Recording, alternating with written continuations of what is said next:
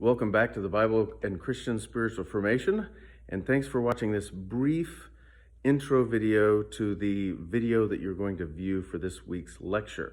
I'm coming to you TikTok style, like all the kids, in order to tell you a couple of things to ignore in the video that you're going to watch. This will take just a couple of quick moments.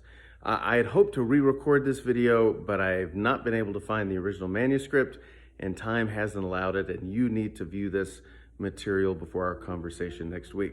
So here are three quick things to ignore. Number one, the beard is really overgrown and needed trimmed in this video, so ignore that. Number two, the green background is, I think, kind of ugly, so please ignore that. And number three, this is the most important part, there are references in this lecture to an assignment called the personal commentary assignment.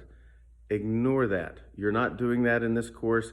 That is an assignment that was in one of our previous iterations of the Bible and Christian spiritual formation. So I hope you enjoy this brief video. It's about 16, 17 minutes long, and it's all about meditation and a reflection both on the Bible Project video and the work that Eugene Peterson does in his excellent book, Eat This Book. So enjoy the lecture, and I look forward to our conversation about it here in just over a week. God bless you.